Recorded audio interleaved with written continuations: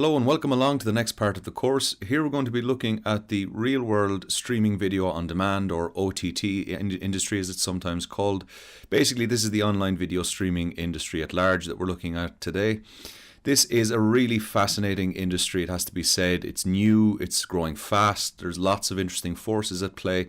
So what we're going to do for you here is we're going to trawl through the massive information that's currently out there on this industry and really focus in on the key elements and key aspects.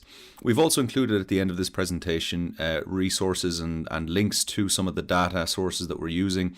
If you want to take a deeper dive, you want to look at any of the content in more detail, you can do so in your own time. But what we've done for you is we've really analysed it into its essentials and looked at the most important figures and facts from this industry. Fascinating industry, so let's get right into it. Before we begin, we'll have a quick overview of what we'll be covering. In the first section, we're going to look at the macro trends, quantitative trends from the recent years, and also look at some projections. We're going to focus on subscriber numbers, revenues, and predictions about what's likely to happen in the coming years. From there, then we'll move into a more qualitative perspective. We'll be looking particularly at consumer trends and consumer behaviours and opinions, demographics, attitudes, and indeed the attitudes towards advertising, which is a really important consideration in this industry as a whole. And we'll be covering that in some detail then in further sections. In the third section, we'll be moving on to the major companies within this industry. Netflix, Amazon and Hulu are three major players. There are several other slightly smaller companies as well in this domain. But this is a really fascinating question, is the degree of competition and the challenges that are going to emerge to these major players in the coming years, whether or not they can sustain their major market share in the online streaming industry and sector. And then from there, we're going to look at opportunities and threats. This is going to draw all of the information from the preceding three sections together and try to anticipate some of the key developments that are going to occur in the coming years and how companies like Netflix, Amazon and Hulu might be able to exploit those opportunities and avoid those big threats. And we'll conclude from there. So let's begin with the macro trends and looking at it from a quantitative perspective. First of all, we're going to focus on Netflix. Netflix in many ways is the key player in this segment, and in many respects it's an indicator of where this industry is going in general. And so that's primarily what we'll be focusing on, is Netflix's expansion in recent years. And another reason, of course, we're going to focus on Netflix is because, as we'll see further on in the companies section, Netflix is very similar in many ways to the pre-scene company of Couchweb. And so for that reason, it makes a lot of sense to focus on Netflix in terms of its expansion, its growth figures, its revenues, and indeed its behaviors and its structure. So that is going to be the main focus of this industry analysis, but we will of course be comparing and contrasting Netflix with other providers and other companies in this domain as well. So you can see here, this is the growth figures for Netflix from 2007 until the end of 2016. As you can see, initially it was almost entirely focused on the United States market, but since then the growth has expanded outside of the United States into the international domain, and you can see the rate of growth in the international is outstripping the rate of growth in the United States. It seems that it is approaching somewhat its capacity in the United States. Its growth rates are trailing off, and as you can see when we zoom in here, that's definitely the case in the most recent figures.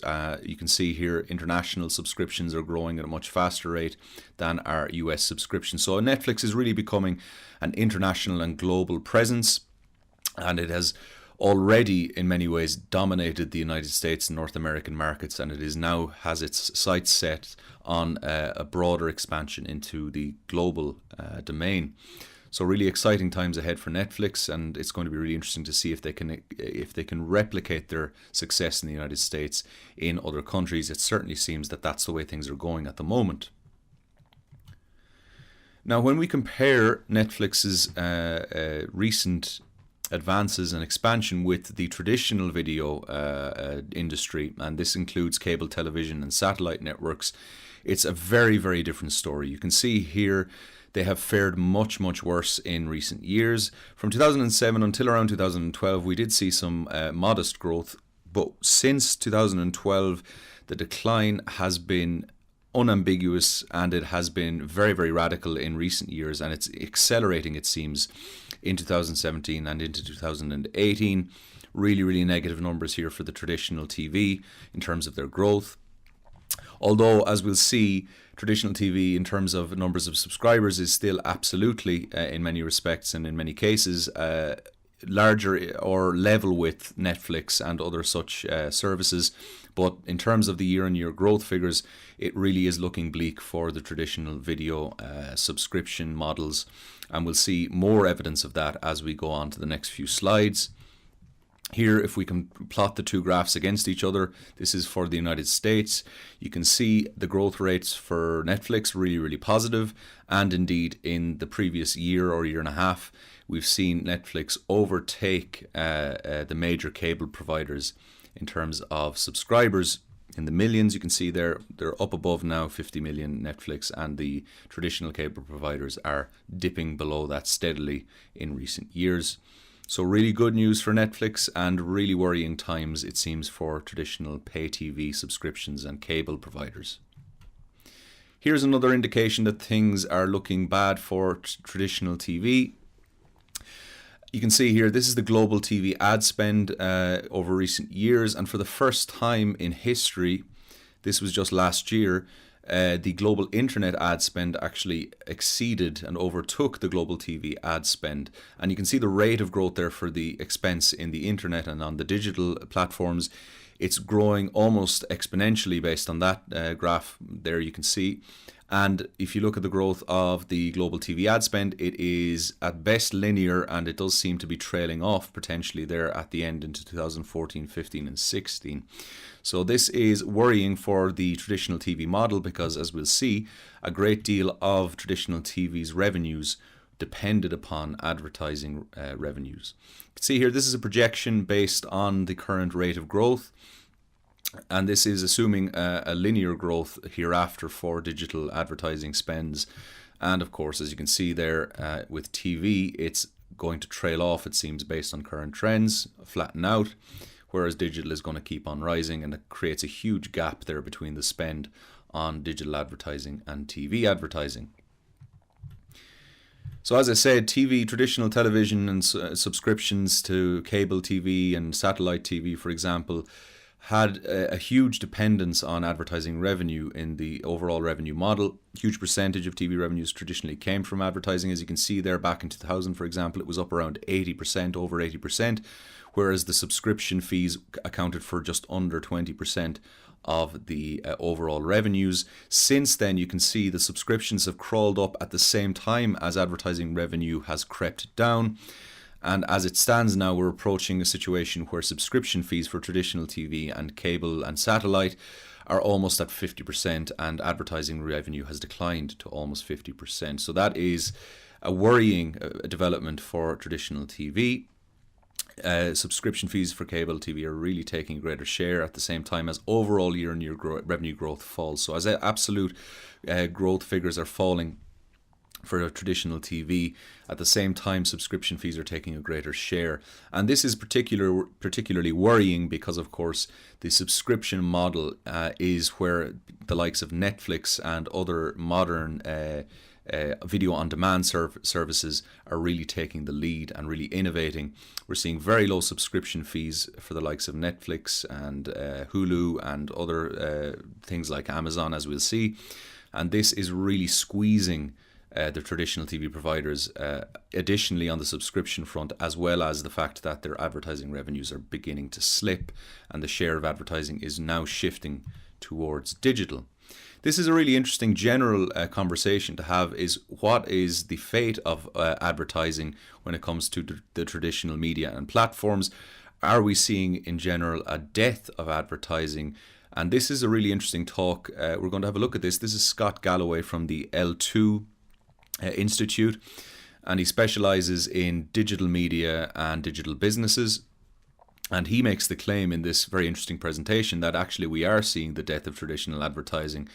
And this is disproportionately going to affect traditional television and traditional major media. This is a really interesting development as well from the perspective of companies like Netflix, because of course that can only be good news for them as they see traditional TV suffering.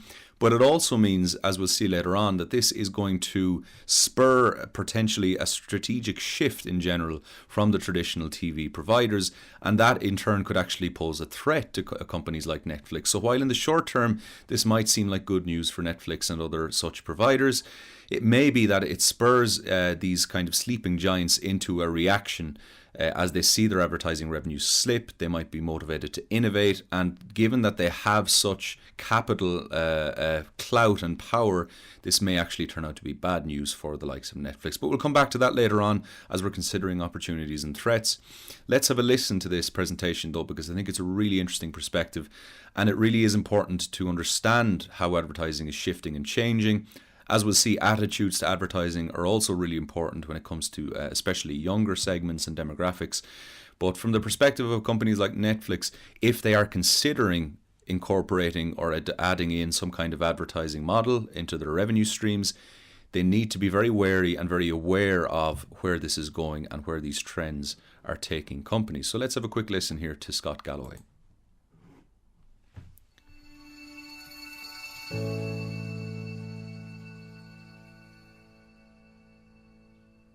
Good morning. My name is Scott Galloway. I'm a clinical professor here at the Stern School and the founder of L2. We appreciate your time this morning.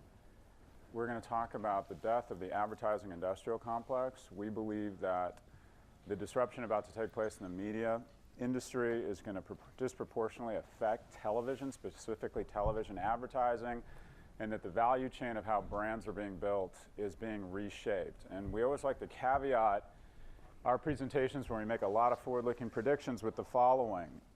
The most hype any of our presentations have gotten, or received I should say, was about 1.5 years ago, where we boldly predicted that Amazon would decline in value. And as soon as we made this prediction, and this is the stock price, immediately this is what happened to the stock. And so the first observation is we get it wrong all the time. I hope most of this is right, but I know some of it is wrong. So with that, we think there's a new order taking place. And to summarize, we believe that the sun has passed midday on brand. And the majority of great shareholder value, or above market shareholder value, returned to the markets in the 70s, 80s, and 90s, was an average beer, an average car, an average suit, with great associations wrapped around it that made you feel more American, more elegant, more European, younger. And this was the algorithm for building brands. The land masses are growing, and the ocean of the unknown is decreasing. Why? We have these bridges of due diligence called Amazon reviews. We have these weapons of discovery and diligence in the form of TripAdvisor, in the form of Google. You now no longer need to defer to brands. So as a result, wealthy consumers no longer have a favorite brand. The percentage of consumers, wealthy consumers, that can identify their favorite brand across key categories in consumer has declined by somewhere between 1/3 and 50%. Favorite brand is no longer on the tip of your tongue, because their favorite brand is going to be whatever Google tells you at that moment matches your exact needs. The tools of discovery have turned from broadcast to Amazon. That would probably be the way to distill it, and a series of other diligence tools. Included in that series, that selection set, is also the store. The store is still number one in terms of influencing a purchase. A personal example, I love hotels. I travel to hotels, not to cities, when I'm on vacation.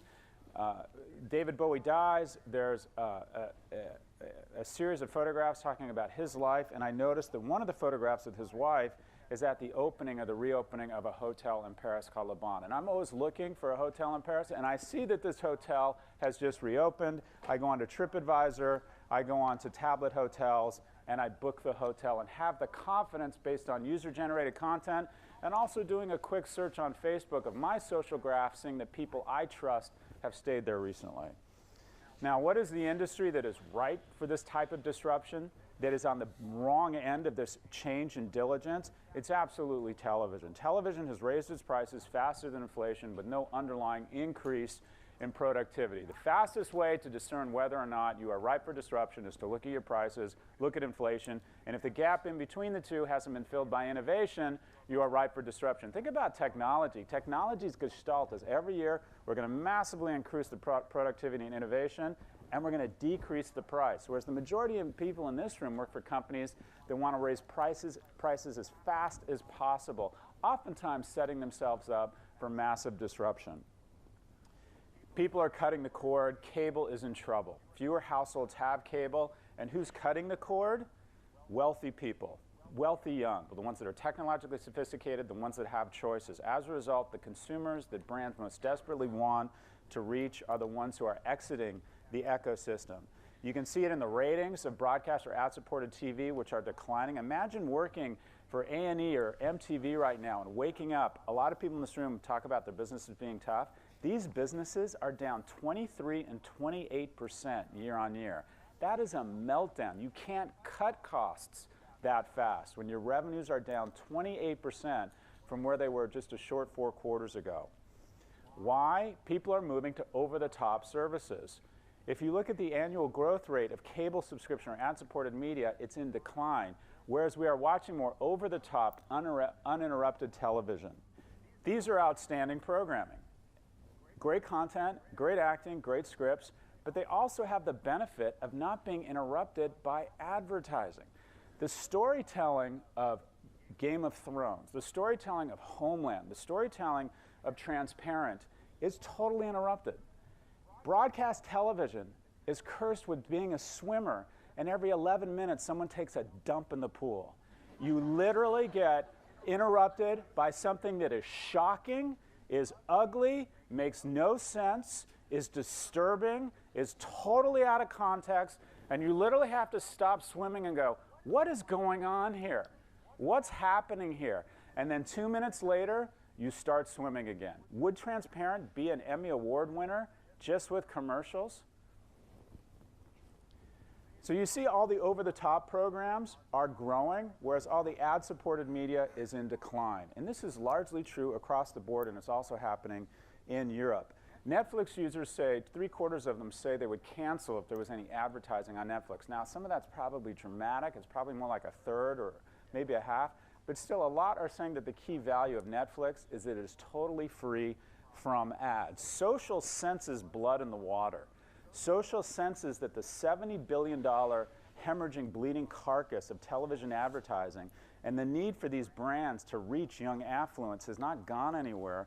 So they've popped up and said to the largest advertisers, hey, we're here. The wealthy young people are on our networks, and we have new video products that can service your needs and reach those consumers who you can no longer reach across the traditional vehicles. The shift is huge. We see ad dollars coming out of traditional media and going into social and video. Ad blocking. I believe that essentially advertising has become a tax that the poor and the technologically illiterate pay. I believe if you're wealthy, you can opt out of advertising. Wealthy cities, wealthy country, wealthy people can avoid advertising. Think about your own media habits. You are opting out of this terrible world of advertising. Okay, that's a really interesting discussion, and we've linked this in the sources at the end of this presentation. So if you wish to look at that entire presentation, you can do so in your own time.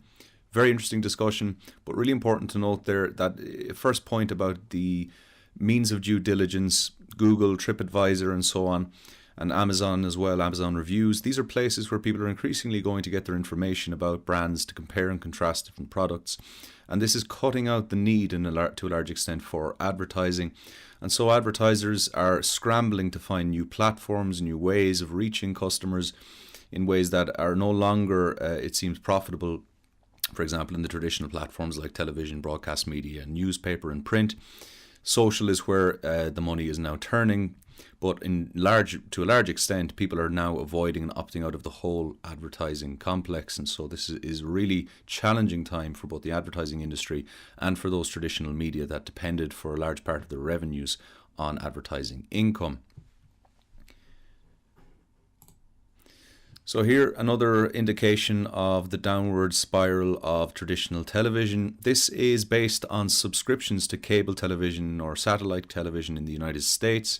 And you can see here that the direct subscriptions for the TV services have been in decline, whereas most of the subscriptions for cable providers are coming in the form of broadband subscriptions. That is to say, basically people are signing up to these traditional cable providers primarily because of their broadband services and not as a means to getting those TV services, those traditional TV services.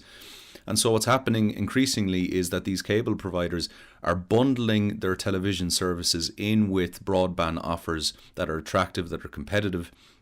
And again, this is another very strong sign that people are increasingly shifting away from traditional TV, linear television as it's called, and moving towards the on-demand model, which is best exemplified by Netflix. Here's another indication of the increasing popularity of the SVOD model, or the streaming video on demand. The percentage of households with a subscription or users with a subscription in the different countries, you can see unsurprisingly perhaps the United States is out in front, given that that's where Netflix first established and expanded.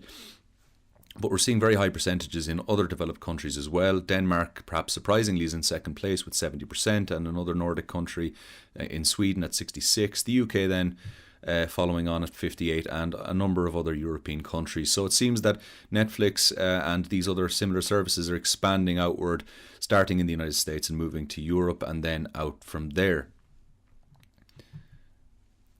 In the terms of international markets in general, this is looking at absolute numbers. For Netflix in particular, this is the number of households in millions that are subscribing to Netflix, that already have a subscription to Netflix. And this is outside of the US. You can see here in terms of total numbers, the previous was percentages. Bear in mind, this is in absolute numbers. UK, number 1, Canada, number 2, Brazil, Mexico, and then you've got a number of other European countries, and Australia and Colombia then as well mixed in. So again, primarily Europe in terms of the international expansion in international markets in absolute numbers, and in terms of percentages of the population with subscriptions to things like Netflix. What about China? That is one of the conspicuous absences there from the previous few slides. Often when it comes to emerging technologies and emerging markets, people are often talking about China and infiltrating that market. Well, unsurprisingly, perhaps China is very hard to penetrate because of its restrictions, because of its regulations, and in some cases because of censorship of certain programming. So they keep a very, very, very tight control over what is broadcast in China. The government there is very, very censorious with certain shows and certain things. And so what has happened is that Netflix and other companies like them have had a hard time actually establishing in China. But it's really interesting because there are a number of local national companies emerging with a similar model to Netflix, and they're trying to replicate and become the next Netflix of China. But another interesting development is that the likes of Netflix are actually trying to penetrate that market in a more indirect way by selling their programming to these Netflix equivalents emerging in China. So you can see here in this article, they mention that none of these major video platforms is readily available due to strict censorship, and local companies are similarly spending billions vying for a bigger slice of the country's fast-growing online video market. So there is a demand there, a very big demand in absolute numbers, of course, because China is so enormous. Its population is growing, its economy is growing, but it is a restricted market. But you can see here in the second paragraph, the current leader in this domain in China is called Iqiyi. I'm not sure if I'm pronouncing that right, probably not. But it is open to bringing in programming from other networks and from other services like Netflix, depending, of course, upon whether or not it passes through the censorship net. But there are certain shows like Black Mirror and Mindhunter which have already made it through. So Netflix is actually selling and licensing some of their own shows, some of the Netflix produced shows, to these services in China. So it's not an entirely closed market for a company like Netflix. There is a way in, but it has to be done piecemeal. It has to be done step by step, and with, of course, the acceptance of the government in China. Okay, we're going to move on now to some qualitative analysis and focusing in on consumer behaviors and consumer attitudes, and indeed the demographic breakdown for these kinds of online video on demand services. Starting with traditional TV, here again, it's a pretty sorry reading for traditional television providers. Almost all of the demographics are in decline in terms of the weekly hours and minutes spent watching television. The biggest and most dramatic falls in the last 6 to 7 years have been, unsurprisingly, in the younger generations. You can see here millennials and people are in that age group are really the ones who are making the biggest shift away from traditional TV viewing. And then you've got the 65 plus and the 50 to 64 age range above. You can see they're more or less stable, but they're still somewhat in decline. But when it comes to the big changes, you can see there 35 to 49, 25 to 34, 18 to 24, and 12 to 17 are the big movers, the big decliners in terms of traditional TV viewing trends. So that's 65 and that's 18 to 24. You can see the substantial difference in the decline there, and the future in this graph is indicated is not with traditional television. It's elsewhere, unsurprisingly, with things like Netflix. You can see here, this is for all of the generations, where do you go most frequently when you want to watch a TV show? This is a survey that was performed very recently, last year, 2017. And you can see overwhelmingly Netflix was the winner. In total, 33% said Netflix, 39%, 51% amongst young millennials. That's where the real business is at the moment for Netflix. 34% amongst older millennials, and then 25 and 24%. So even amongst the older generations, we're still seeing very significant percentages who are using Netflix to get their TV shows that they want to watch. TV is still in second place, but it is significantly behind in terms of percentages for many of these demographics. And as we saw earlier, the declines and the growth, the year-on-year growth rates for traditional television are really make for worrying reading. And when you add into the mix the fact that advertising is taking a hit in general and shifting away towards digital, this is a very worrying time indeed for traditional TV. Let's focus in a little bit more on millennials here, subscribers in the UK in particular, and look at their viewing habits. UK millennials versus the total internet users who subscribe to select subscription video on demand services, and this was from 2016. And you can see Netflix, unsurprisingly, millennials at 43%, whereas the rest of the population is at 24%. Interestingly here, one of the networks which is most popular amongst internet subscribers for subscription video on demand services was BT Sport. We're going to come back to this. I think this is a really important point for companies like Netflix and companies in the streaming video on demand industry in general. This is 32% compared to 43% for Netflix, but it does seem there is a demand there, and this is something that companies could tap into. Looking at the content preferences in a little bit more detail here, you can see, not surprisingly perhaps, TV shows, that is to say drama, serials and series are up at 34%, and then you have movies in second place. Music videos in third place amongst millennials, and sports then as well in fourth. And then interestingly, you have videos of people playing video games and other user-generated content combined are at 15%. So that's even higher if you take those two together than music videos. So that would be third place if you lump those two things in together, because they are both in a way user-generated content. Perhaps surprising to see that fifth place of videos of people playing video games is one of the most popular. But it's really, that's a very strange and fast-growing industry, people watching other people playing video games online. And that's not a trivial number, so that should be something that should be kept in mind as well. Are these developments going to be sustained, or are millennials going to grow out of this kind of thing? Hard to know, but it is certainly the video game domain is also growing very, very rapidly. And this general movement towards interactive video is something that needs to be kept an eye on as well. We're going to come back to that later on when we're talking about opportunities and threats. Now let's look at the reasons why people state they are subscribing to these streaming video on demand services. This is from a recent poll, again the same poll from 2017. Look at this, very important. One of the most commonly cited reasons was there are no commercials, and for Netflix, that's 69% of people who offered this as a reason for their subscription. And as we saw in the previous video, many, up to a third of people said that they would no longer subscribe to Netflix if it started to incorporate advertising. So this is a really important point when it comes to considering future revenues and whether or not maybe a company like Netflix might consider dipping its toes in. because after all, the subscription model might not be sufficient to hold off the big players in traditional TV if they actually start to react. But the question, of course, is whether or not it's viable, whether or not it can be done in a way that will avoid people basically cutting their subscriptions. You can also see here, one of the most important, unsurprisingly, was the ability to watch at a time that is convenient for me. And of course, this is the main draw, was the original main draw of these video on demand.